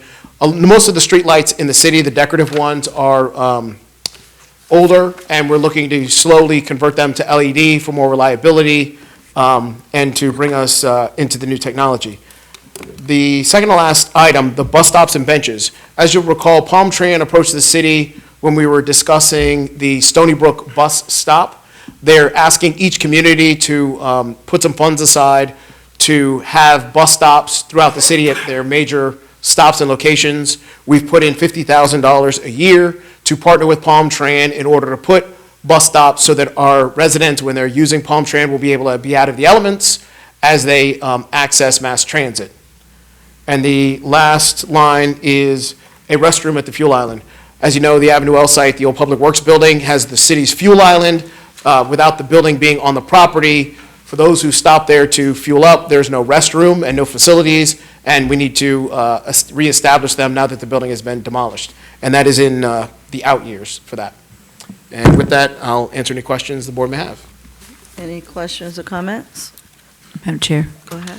what's the process for obtaining a traffic calming device? On the Public Works website, there is an application for traffic calming. There's a policy and application. An individual will fill out the application and send it to Public Works. The short version of the process is, depending on what they're asking for, it may be as simple as a stop sign, a yield sign, or 99% of the time, someone wants a speed bump. There's a process to evaluate the speed bump to make sure it meets all of the standards. Once the engineering department has made that determination, the area of influence is determined. Obviously, if you want a speed bump and there are 50 houses on that street, not everyone may want a speed bump on the street. So in order to maintain community engagement, we create a area of influence, and the resident who's asked for the speed bump has to get 50% of the impacted area to say yes. Once that's done, and we confirm, we make phone calls to make sure that all the signatures are accurate, or a proportion of it, we field check it, then the process outlines that the staff makes a recommendation to the manager okays it, and the speed bump goes on a list. Those speed bumps are $8,000 to $10,000 a piece, so we always have to get 3 quotes. We typically wait till we get 2 or 3 of them, so we can make it advantageous for contractors to bid on the speed bumps as opposed to doing them one at a time. Madam Chair, Anyone else? Go ahead. I wanted to ask the length of time for the process for the traffic calming applications. I put in an application a year ago for the trucks, and I know I've probably said this 2 or 3 times. The trucks, the 20,000-ton trucks with tropical shipping containers. And I don't know how many times that I have to say this in regards to the trucks coming in the residential neighborhood. And in fact, there were 2 no truck signs, but now you've taken one of them up. So we still have these trucks coming through the neighborhood, down 13th Street. Your building is right at 13th Street, so you know and you see the trucks coming through that neighborhood. And I don't know what the city is going to do about stopping that traffic. Councilwoman Lanier, specific to that issue, if I can have Director Bailey and also Interim Chief Rozier speak to that particular issue as we've discussed it internally, what some of the challenges that poses for us. This has been looked at on a number of occasions. Unfortunately, there's a position by the Attorney General's office that because those roads are public, you cannot restrict them from public access based on the weight of the truck. So that is why the heavy truck sign was removed, because it cannot be enforced, and the state attorney's office has rendered an opinion based on other communities who've tried to do similar restrictions. I think it's the Attorney General. Is the Attorney General? I apologize, it's been about 6 months since I've seen the communique. But I thought the previous council received correspondence on that subject, and it may still be out there. We'd have to find it and get it back to you on the determination on why the city is limited on what we can do in the way of enforcement of the type of vehicles we allow down that public right-of-way. So you tell me that 20 and 40-ton trucks can come through a residential neighborhood with 2 daycares and children and pedestrians walking on the street, that the city of Riviera Beach, this is our city, and there's nothing that the city can do about it? Well, there are Just specifically what to you the can do no is truck this. signs. Excuse me, what you can do is this. You can put in writing to me why this is not happening. Because I don't know how many times I've asked this question, and I don't know if somebody has to get killed or maimed or whatever the case may be for this to stop, but it's getting to the point where every neighbor on the street is asking for this. If you want me to get a petition to bring it to the city, however you need for me to do this, but first you need to put this in writing to the residents on 13th Street and in Federal Garden about why these trucks cannot stop coming down the neighborhood. No problem. Thank you. So, Are you finished, Ms. Lanier? Yes. You had a comment, Mr. McCoy?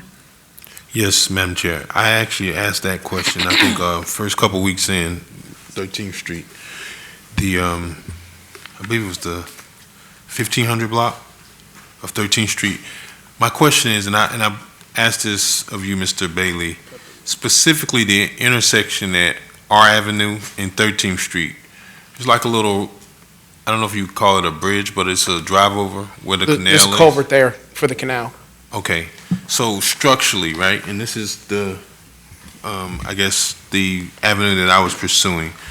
You know, to your point of the 20-ton trucks, would a new engineering assessment be able to justify whether or not that culvert can sustain or can substantiate this type of high volume of these 20-ton trucks?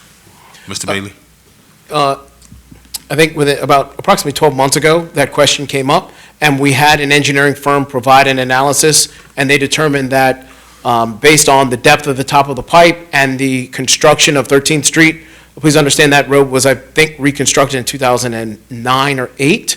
It has the structural integrity to withhold and withstand the trucks that are in question. So an engineering analysis was completed for this specific task within the last 12 months, and I believe that was also provided to the previous council or administration with the structural analysis making the determination that there is no health safety issue with the large trucks going over the culverts at the canal. Can you provide us with that analysis? Because I'm really curious to see if exactly what their scope was, what they looked at, and make sure that I understand if it's relative to the discussion of trucks being able to not just access that bridge, but that roadway as well. Like, is there any analysis to determine, you know, the impact on that road? Or is it just that intersection? The analysis, I think, addresses both the pipes, because I think your question is, in essence, if a vehicle was too heavy, would it crush the pipes and basically cave in over the canal? Because they're culverts, it's not a bridge at that point. That was specifically analyzed, and I believe the road section on either side of the culverts was analyzed as well to ensure that the road would not suffer any greater damage from truck traffic that is using the road. So that, I think, was in the scope. But I'll get with IT, and when we will find those emails and get them back to the council. So you don't have the analysis? Well, we're in recovery on our data, so Yes. as we recover. No, because I mean. It exists, Wait. we're, So if you don't have it, right, this is something that we can look at doing, and we define exactly what we're expecting, what we want to see. Because if you don't have it, right, I would like to see if we can go at it again and make sure that this is something that, you know, we're doing properly. Because I think it's worth looking at, especially because I was at a funeral on Saturday and it was mentioned to me, 13th Street. And it's been an ongoing concern, I mean, even before we got here, that there's a problem with trucks going down this roadway every single day. Mr. Bailey, if I may, is there any reason why, and obviously this would be a conversation to have with the residents in that neighborhood, that roadway cannot be closed off to effectively limit the access from 13th Street West into the neighborhood? So by doing that, it would automatically divert the traffic down Avenue R. so in essence, segregate the industrial area to the east, where our building is, from the residential and school Suncoast to the west along 13th Street. That is a board decision.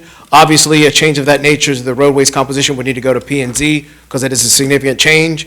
And then, from a technical perspective, we would simply look at, what does it look like? I mean, do we just put in a guardrail in the event that it wanted to be reversed, or are we really going to take up everything and reestablish an open canal section so that it cannot be reversed? Well, those are decisions down the road, but in essence, it's a policy decision, and the effect on both the industrial area and the residential community, if that's a trajectory that we want to move this situation towards. That is completely within our right to do. So the board, as a policymaking board, has the authority to effectively say that If it is a public roadway, that we're going to alter that segment of roadway to make it a kind of cul-de-sac or cut it off from truck traffic, that is something that if this board directs staff to move in that direction, we can move through the process to bring it before P&Z. If we can find Councilman McCoy, if we can find the consultants that produced the original study, I would hope that they would have a copy that can be provided to us if we don't already have the documentation, so we can furnish that to the board. But certainly, the board can look at the study, and then if they want to discuss that and provide us direction, we can go through the planning and zoning process, because I've heard it the first time I was here back in 17 to the point now that it's a consistent issue. We've reached out to the industrial partners. It stops for a little bit, but invariably it starts back up again. And so we've been treating for the symptom versus the problem, and I think the problem is really just segregating the industrial from the residential.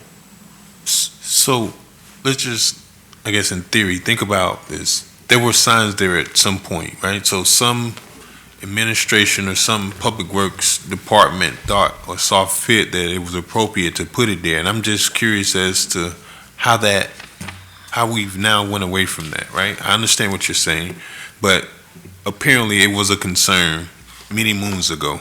So I don't want to let this rest, because the other problem, if we do close off that road, that's another issue, members, that I don't even have to tell you what's going to be the explanation that now we have potential of police delays.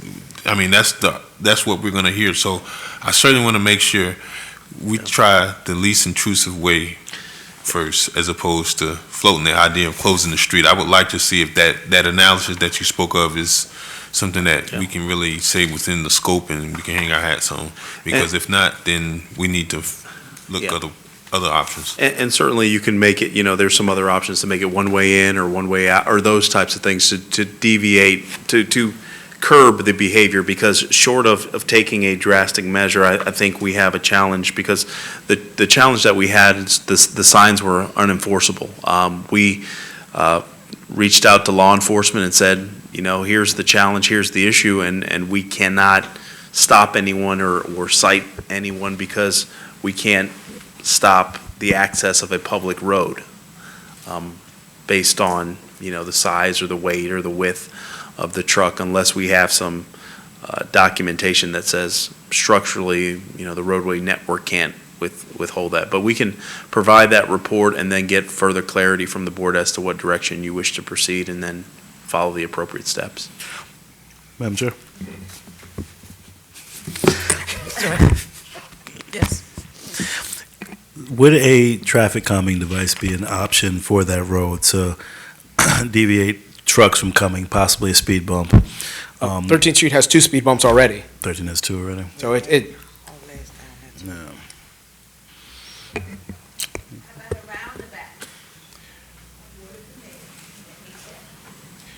we could look into a roundabout. It would have to be at the canal, because that's the only area with enough right-of-way. Otherwise, you're going to probably lose 4 houses at wherever because it's a roundabout has to have a 50-foot radius for the fire trucks to really swoop in kind of smoothly. So you'd be looking at buying some houses to put a roundabout in the middle of 13th Street in the residential area. So if we could, so we will ask staff to take Yes. a look into this and We will. come up with a solution. Thank you. Okay. Stormwater. Yep. Stormwater enterprise. The capital projects for the stormwater enterprise, in essence, support the roadway projects that are currently underway. We've also added $100,000 each fiscal year for canal improvements, whether that's sodding, making sure the banks are stable, cleared out, and we've also added $50,000 a year for drainage pipe lining. We have some old pipes out there that are of varying materials, and they need their structural integrity reinforced, and so we do that on a programmatic basis. Any questions? Thank you.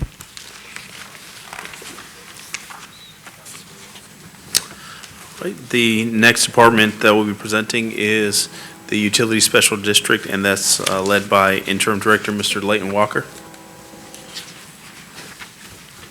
Good evening, council members. Leighton Walker, Interim Director for the Utility District. The capital projects before you,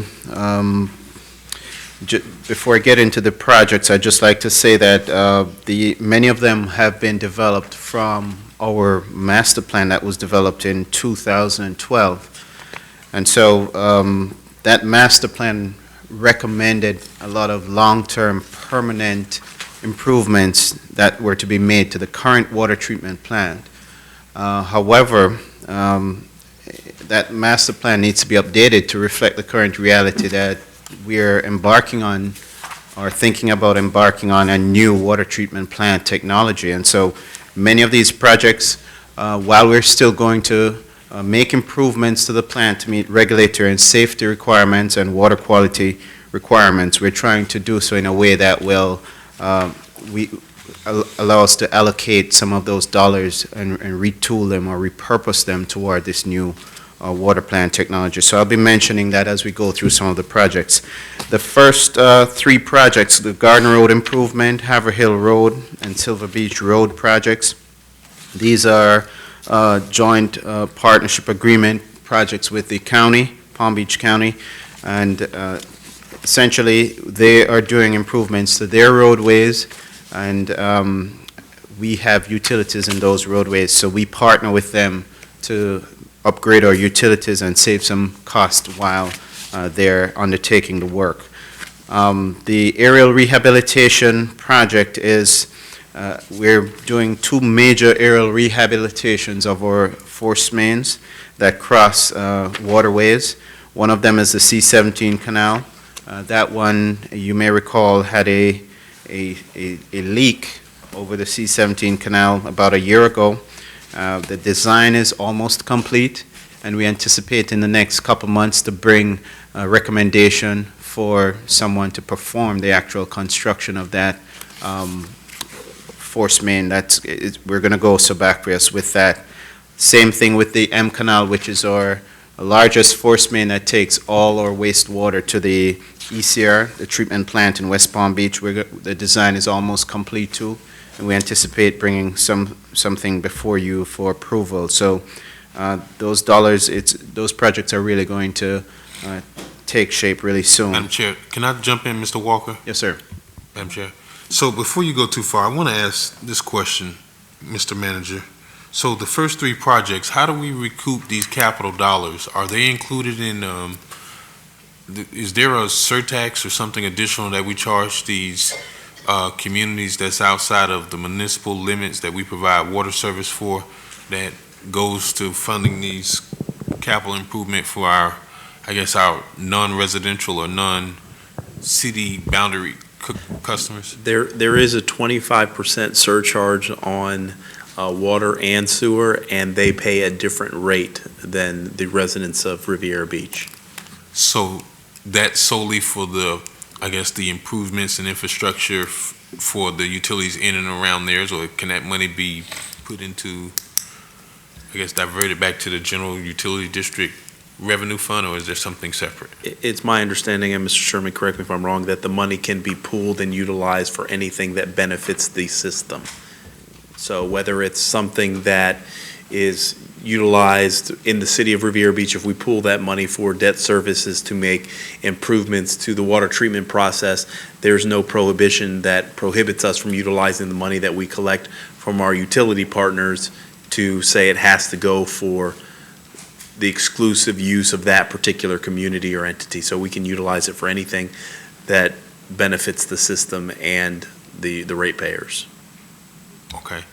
I hate to put it in these terms, but is it more advantageous for us to do a surtax and additional usage than to just annex them and bring everything in-house? Because, I mean, Gardens Road, we're looking at just a handful of parcels, right? So I just wanted to put that out there. And then the other one, I think, is the Gramercy Park community. Because, you know, surprisingly, I've went there and I've seen, I our utility trucks out in that area, and obviously because we have to provide, utility service. So that's it for those. That's all I had. Okay. Continuing, the aqueous ammonia system is one of those water plant projects that is going to be repurposed in some way. We have to make adjustments to the ammonia feed systems, but we're going to try to save dollars on that. The intracoastal water main and the intracoastal force main, those two items, we've engaged our engineering consultants, and proposals are being prepared. Actually, this week, we anticipate delivery of them. And so recommendations to perform the engineering designs on those should be forthcoming to the board once those are reviewed and the scopes are finalized. Lift station Phase 2, and I guess two steps beneath that, Phase 1, these are recommended items from that master plan to conduct improvements to our lift stations. Lift station 47, that item is at the 90% design phase, and that's one of our master lift stations, like lift stations 10 and 50 that were recently completed. That lift station, the design, once it's complete, we anticipate also in the next couple months to bring something before the board. Once it's put out to bid, bids are closed, we hope to bring a recommendation for construction on that project. The lime slakers, that's one of the projects that we are hoping to retool or repurpose those funds for the new plant. Lime softening units, those units the board recently graciously approved an emergency repair of the largest lime softening unit that is currently underway. Work is being done on that. And the other two units we anticipate that we may have to do repairs on. Media under drain, that's also one of the projects that we're not looking to make long-term improvements, but we want to make improvements that will improve our filter capacity of the water plant. Raw water wells A and B, those were required as part of our consumptive use permit. We have to construct 2 additional raw water wells, and we hope to issue designs on that in the upcoming fiscal year, and also allow for due diligence to see what acquisitions need to take place as far as real estate for these wells. Could I just ask, please, as you proceed to the second page, what's the difference between raw water wells, the 4th item down on this page, and raw water wells A and B? A and B? A and B are 2 specific wells that were called out in the consumptive use permit. These are 2 additional wells that need to be designed and constructed, in addition to the general 27 raw water wells that we have. So the existing raw water wells, they need to be rehabilitated, and that is also going to change. The level of rehabilitation is going to depend as we develop the scope for this new water treatment technology. So all of those items are expected to come before you in some form in the next upcoming fiscal year. The North Tower building, that's the building that we've been having some structural issues with. In light of the new direction again with the plant, we hope to minimize our spending on that, but do some structural stabilization and hopefully save a couple $100,000 on that for the new plant.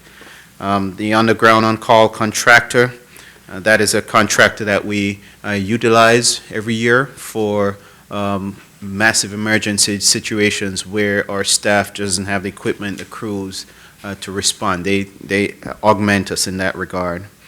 Storage tank inspection, something that's required every 5 years. It's a regulatory requirement that we inspect our groundwater storage tanks. This is one where we send the replacement of our SCADA system. SCADA is our communication system essentially that allows us to see what's happening with our lift stations, wastewater lift stations, and our water plant tanks. That is in need of drastic upgrades. The technology is antiquated. It's from the 1970s, and frankly, it's miraculous that we're still being able to function with that kind of technology. But we want to also make that portable technology that can be utilized in the new plant. fire hydrant replacements, we have that allocation for damage that's done to our fire hydrants. Sometimes cars may hit them, sometimes they're old, sometimes they're in conflict with different projects. So we routinely and have a consistent program of replacing those.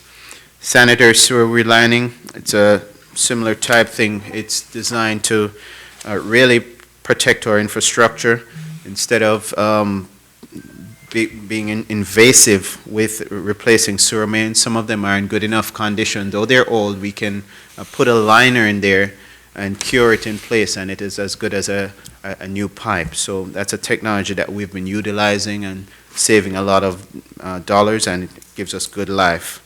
Groundwater sanitary survey, that's an allocation for the health department's review of our plant. Whenever they do that survey, and one is coming up real soon, we have to have dollars on hand to address matters that come up. Lift Station 48 culvert, that is an item that we might be able to just reallocate those funds for the new plant, and so we've pushed that out. Field operations building, we kept that in there, $300,000. We may look at possibly getting a temporary space to allow our field and operations crews to have a little bit more operational room if it's feasible. Water improvements, this refers to the ongoing water main upgrades that we're embarking on with Public Works as they do their roadway improvements.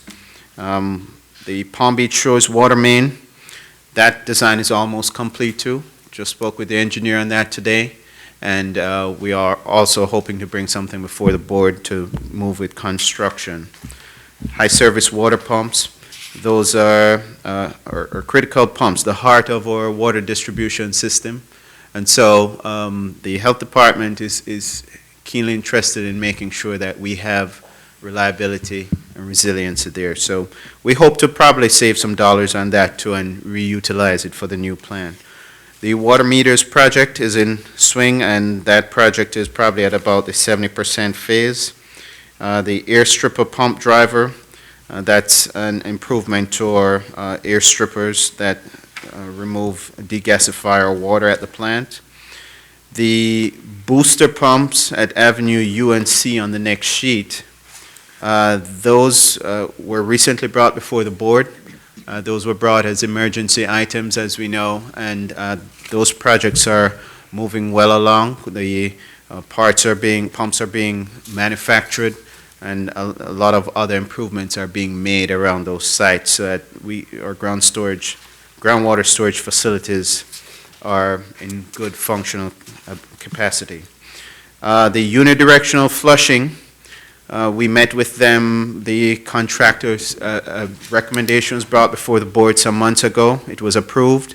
Hydromax met with us, who is the contractor, and they are actually doing their preliminary assessment work. We had a kickoff meeting, and that's going to happen, the actual flushing is going to happen soon. Water treatment plant disinfection, that's a big item that prior to this was one of the major thrusts for the direction that we were going with our projects, but that has been reversed with the new water treatment plant technology. So those dollars are anticipated to be utilized for the new plant. That line item water plant enhancements too, we anticipate using the majority of those dollars for the new plant if they're not utilized in trying to, as we rework what we have at the plant there. The generators, we also anticipate just utilizing a fraction of that as we'll try to obtain a portable generator, and instead of having a big fixed generator that's designed to be around for 30, 40 years. So we want to use those dollars for the new plant. The perimeter wall, those dollars are going to be repurposed too.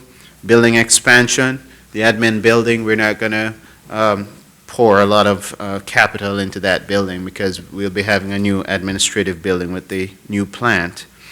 The intracoastal water main inspection, we have an intracoastal water main, the 14-inch water main that feeds Singer Island.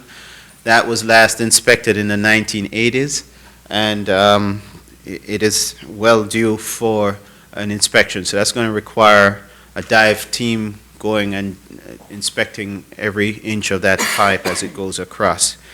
The new water treatment plant I explained to you about, that's a brand-new plant, so it's going to be a big ticket item. The design phase, or the design portion of that plant, is estimated to be about roughly 10 or a little under 10% of that cost, so that's what that number is. As far as Gramercy Park, that Councilman McCoy spoke about, we are also, the Health Department is very interested in us doing improvements to the water mains in Gramercy Park. As has been noted previously, we do not have as-built records of the Gramercy Park water and wastewater infrastructure. This was a facility that was served by a private utility in the past, and the city acquired it back in the 80s, and we didn't get the full transfer of the records and everything. So the point is the mains are very old, and they're in need of replacement. A lot of our water quality issues are in the Gramercy Park area, so the Health Department wants us to make improvements.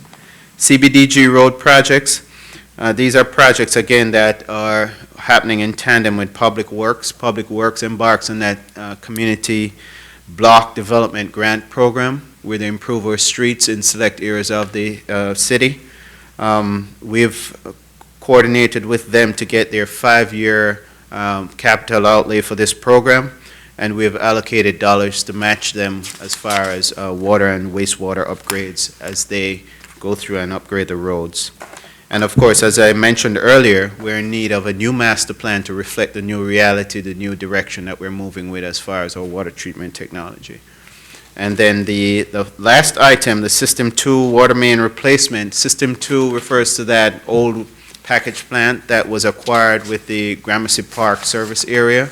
It was demolished, but when the plant operated, there were huge distribution pipes that were utilized, but the plant has been demolished, and these pipes are really just sitting there and contributing to our water age and water quality problems. So we're downsizing those pipes so that the water can remain fresh and be well utilized. Madam Chair. Go ahead. Thank you. 2 quick questions. I'm guessing that the master plan redo will take into consideration all of the new development on Singer Island. And the second question relates to Lift Station 10. I haven't heard anything lately. I haven't heard any complaints lately. I guess I should maybe even ask about it because it's been quiet over there. But have you heard anything more about that? How is it functioning? And will it need to have a helpmate if the development continues on Singer Island? It's functioning very well. It was designed to anticipate a lot of that development. So there's enough capacity, enough function in there to handle that. Since the previous issues that we've been having, we've made some improvements, have some redundancy in the systems that will operate should there be some kind of electronic failure like we had in the past. So we've kind of worked out a lot of the kinks related with that master station. But it's sufficient to meet the needs that are projected? Absolutely is, yes. Yes. Madam Chair. Go ahead. Mr. Layton, the fiscal year 19 and 20, which items, if we as a board decide to move forward with the new water plant, would we be eliminating from this current fiscal year, just 19 and 20? So let's, give me a second here. I went through them as I was speaking, but let me go back through and see if I can pick out some of the obvious ones here.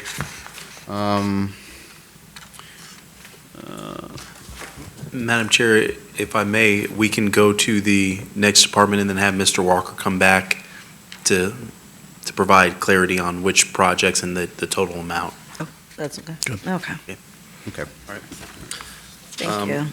The next will be Mr. Sherman, Director of Finance, to talk about Marina Capital Projects. Good evening again. Good evening. Marina has 7 capital projects presented for you tonight. Dock E is the finger piers down the south end of the marina. Dock F is again on the south side. Those are for the larger vessels. Dock G is on the north side. You've already approved the contracts for E, F, and G, and we have fine grants that support those projects. The Marina Fuel Building, again, is a grant-funded project and should be up and fully operational this fall. The 2 new ones that have come forward this year are the pile covers. The piles that you have been there for a number of years now, and with the floating docks, they rub up and down on the piles as the tide comes and goes. So they're starting to show some wear and tear, and what this does is it puts a microfilm cover on the exterior of the piles to not only make them look better, but also extend the life of the piles. Security gates, right now, they put up some signs that try to keep people off certain docks at certain times of the day, and what they'd like to do is install some security gates, especially at evening, that they could actually close the gates and lock them. And then the final item up there, again, is in the South Basin, the dredging that goes along with docks E and F. And that is also a grant-funded project. All right, any questions or comments? All right, thank you, Mrs. Sherman. I think that was too quick for Leighton. We can go into the next slide, and when Mr. Walker comes back, we can get him to come before the board to provide some additional information. Okay. So this is the summary of the capital improvements plan for the city of Riviera Beach, and you can see that the aggregate number from fiscal year 2019 to 2024, and when we add in all the projects that are included in the capital improvements plan, you're looking at roughly about $343 million of capital projects. In fiscal year 2019-2020, which is the budget that we would be going forward with, you have $41 million of capital projects, and you have $19 million of projects that are going to be carry forwards or rebudgets in subsequent budget years. The projects for 2020 and 2021, all the way out through the remaining part of the capital improvements plan, there's a large segment of those projects that are not funded, that additional funding would have to be secured. So there's things that, as we go and have the conversation specifically on utility district operations and what's the long-term plan, is there's going to have to be conversations with respect to the rate study, and how do we effectively pay for a $100+ million plant that is not contemplated as part of this CIP. So there is a lot of discussions and decision points that the board would have to consider, and how do we move forward. There is a number of projects that Mr. Walker will communicate for the utility district that would be deferred to assist in starting up the next generation of the water treatment process here in the city of Riviera Beach. And one of the things that's important to note is the quality of water that the city residents will receive as a part of the treatment process is profoundly different than the water quality that we receive today. And the other component of it, we want to make sure that we promote and educate the community about other opportunities to save as it relates to consumption, because the bill and the rates are derived on consumption and the use. We have a contract with the city of Mangonia Park that is going to be an up for discussion item, as well as how do we treat our other municipal partners or other wholesale clients. There is a push from some to talk about a look to reduce the surcharge rate or to modify the rate that is charged for the purposes of wholesale, but we can tell you that your bond documents really are very specific as it relates to the definition that the city has to come up with for the provision of making any modifications to the rate. It has to benefit the system, and it may be a challenge for us to find that definition if the board chooses to go to a alternative rate. And you don't want to make too many tweaks because you don't want to have a situation where your utility users in your municipal boundaries are subsidizing another operation or another community. So those are all big picture conversations that we're going to have with the board. The funding sources that are going to assist in seeing this capital project hopefully come to fruition is going to be a pay-as-you-go philosophy. So we would utilize cash on hand that the organization already has amassed, grants, bond proceeds, surtax, impact fees, renewals, replacements, transfers, and contributions and donations. So when we have the more conversations about the board, what pieces do we need to pull together to see this capital improvements plan come to fruition? There's going to be multiple sources that are going to be required to fund the CIP. One of the challenging things that we have is we've also deferred so many projects and so many initiatives that the longer we sit here and discuss capital projects and postpone it, invariably the more the cost goes up. I would argue that probably some of the projects that were in the CIP from 2013, 2014 that have carried over have probably increased in cost by 25 to 35%. So we've deferred and we've kicked the proverbial can as far as I think it can be kicked, and we've really got to start moving forward with some of these capital projects as it presents some challenges for us in the long term as to how do we fund that. So from staff's perspective, this is a ever evolving document. We will move forward unless directed otherwise by the board to address the projects that are in progress, and then ultimately the projects that are in the FY 2019-2020 capital improvements plan. One of the things that we're also going to be looking at is making sure that we stick to the plan and that we contemplate a year for design and engineering and a year for construction on some of these projects, because I can tell you our residents track projects in the CIP, and so when they see something that's going to happen in 2020 and then we push it out to 2022, that has a profound impact. So we're going to make sure that we use this as a communication tool to also inform the residents as to projects that are happening, so we can always meet those deadlines and hopefully have the projects come in on time and under budget. Without that, I think Mr. Walker hopefully is available here to address the specifics on the utility district. Yes, sir. Leighton Walker, good evening again. Good evening. So as far as going through that list, I'll just start from the first page again. I think so the first page we had on that list, the aqueous ammonia system. We could realize a savings of $200,000 from that. And if we go down to the bottom, the lime slakers, we could realize up to possibly $1.5 million in saving from that as we embark on going in the other direction. There's still going to have to be some improvements that are made to the current components of the plant, because we still have to treat safe, reliable water, but we're trying to save as we embark on these. On the next sheet on page 26, the North Tower building, it would probably be about $800,000 we think we could possibly save.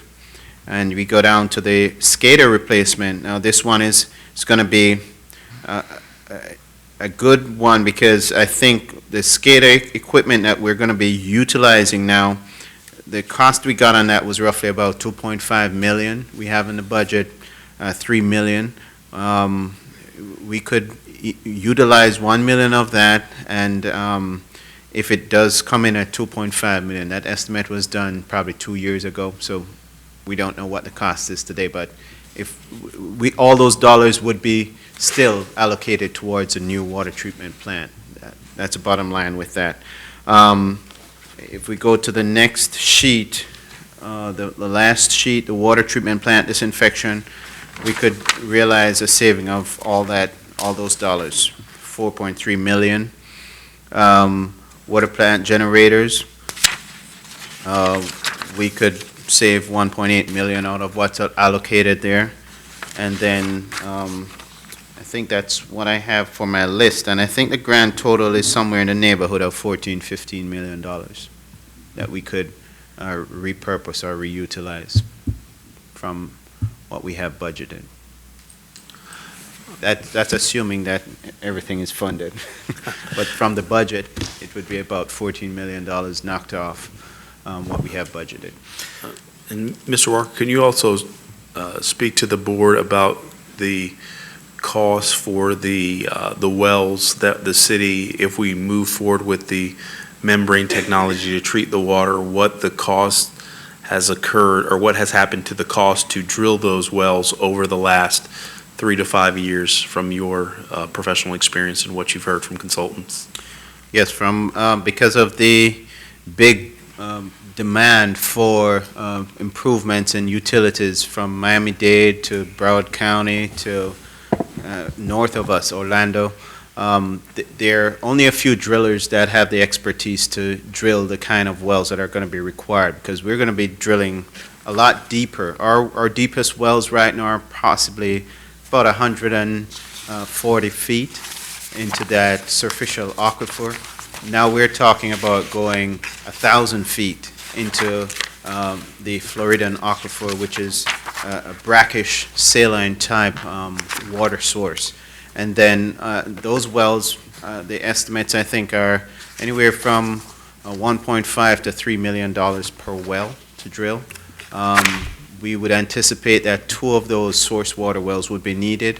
But additionally, because of the nature of the water source, it's saline, the membranes would remove the salt from that water.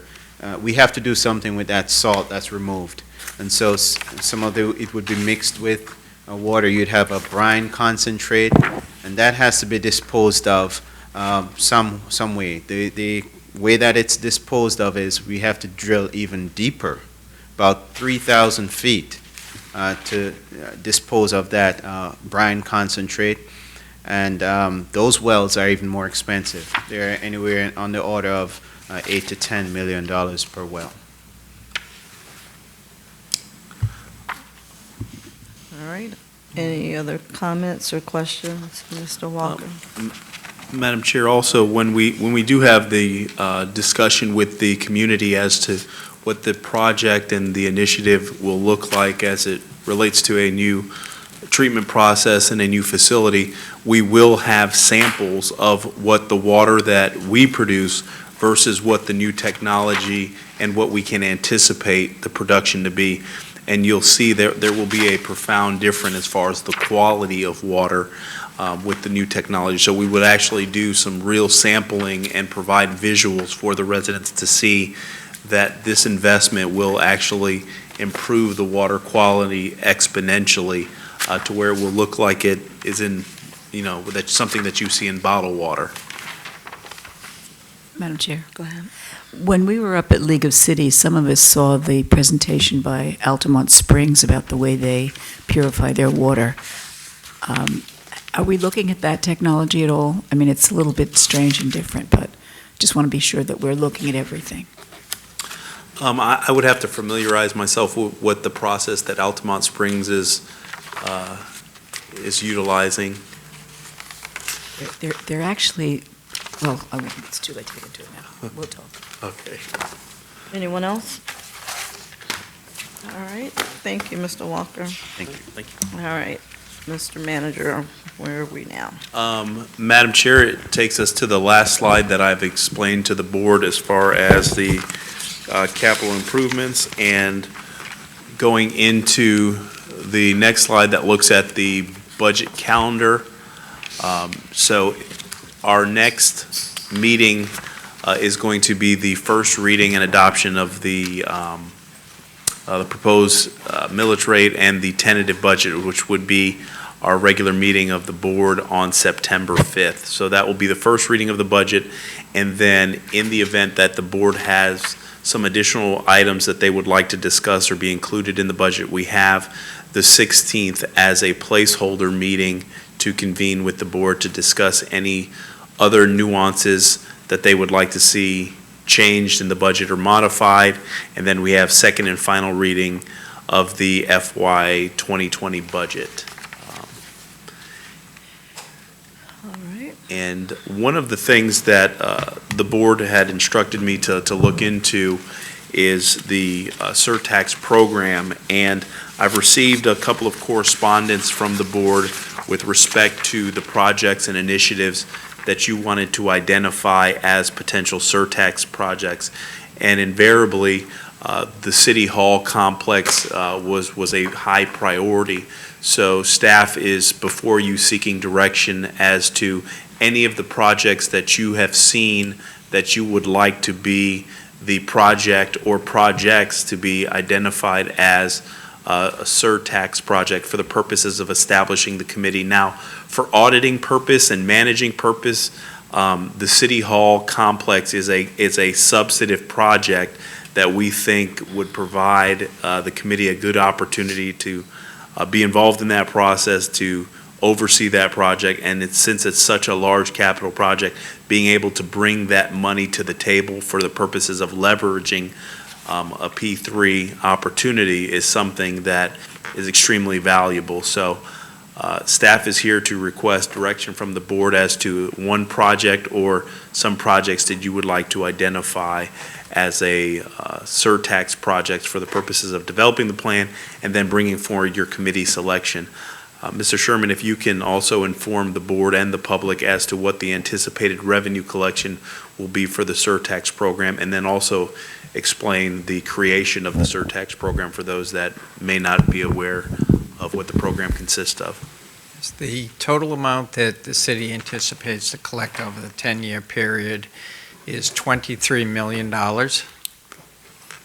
We are collecting roughly about $200,000 per month. Right now, we have close to $6 million that we've collected so far, along with the investment proceeds from investing those funds. This goes back to the referendum with the penny sales tax that was voted in to be split between the county, the school district, and the municipality. So that's where we stand. Madam Chair, Go ahead. does that 23 million, Mr. Sherman, include the interest as well? I'm That sorry? total- Does that 23 million that we're projected to collect include the interest that we're incurring with the money that's vested? No, the 23 is what we actually should collect, and then we'll have the earnings over and above that. And then what rate have we been collecting? What interest have we been gathering since we started collecting this money? It obviously is varied from course. the start to next. Right now, we are just shy of 2%.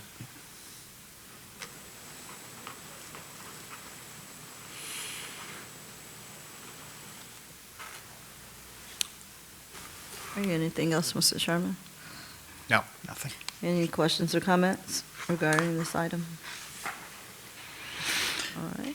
I'll make a quick comment, Madam Chair. I can't see that there's anything more important than the City Hall complex and getting those firefighters and police people and everyone else who has to live in these buildings out of these buildings to something new. And I think I probably speak for my colleagues, but I don't want to do that. Madam Chair? Go ahead. So, Mr. Evans, the committee selection, what time frame are we looking at? I would look to bring you a recommendation for the structure of the committee and the board making the committee selection at your first meeting in October. Madam Chair, Go ahead. so do we also have, I guess, will that also include the outline of, I guess, what we can budget for? Because I don't think you can use surtax money for general construction. Isn't there a specific, like I know the district uses a portion that has to be technology-based? There has to be, so is it all general construction? Yeah, the technology is one of the items that is permissible. but it really is needs to be of a capital nature. So it covers streets, it covers structures. There is no requirement that it be allocated amongst every category that's listed within the statute or the referendum. So yes, using it for the construction, we would be fine. All right, anyone else? All right.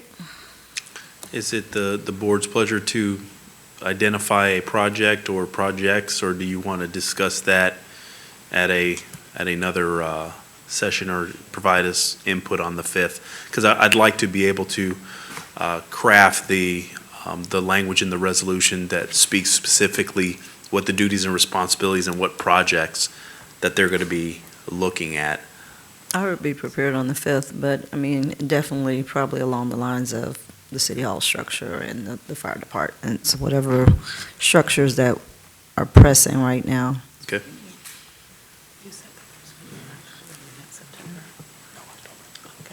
Anyone else? So I thought maybe that was a typo. So we're in council regular meeting on the 4th, and then we're going to be back on the 5th solely for that one item related to the budget? We've moved the item, or the regular meeting, instead of it being on the 4th, it's going to be on the 5th. Okay. So our regular council meeting, the budget items would just be a part of your regular agenda. Because it has to be on the 5th, right? Right, correct. The reason for it being on the 5th is because, School board and the county have their meetings, they have the 3rd and 4th, so we can't be on the same days as them. anything else? All right. All right. I think we have the direction that's necessary to be able to put this together. Madam Chair, if we'd be so inclined to allow for a 5-minute recess, to conclude this meeting and allow for 5 minutes so we can transition into the special meeting. Well, I wanted to make sure that I know you mentioned maybe on the 5th talking about this, the stuff in the binder with line items, but I mainly just want to make sure that, for me, with the legislative District 2, I had a question, though. I don't know if it was a typo in the budget book here, but it had, the mayor had a Citizen Leadership Academy line item as well. And then also the amounts were wrong for my promotional and travel. I do want to cut mine again going forward, but I believe the amounts that you had in there were incorrect, so I just want to make sure that that's corrected. The 4,000 is fine for the travel, and then it should have been 3,000 for the promotional in the binder.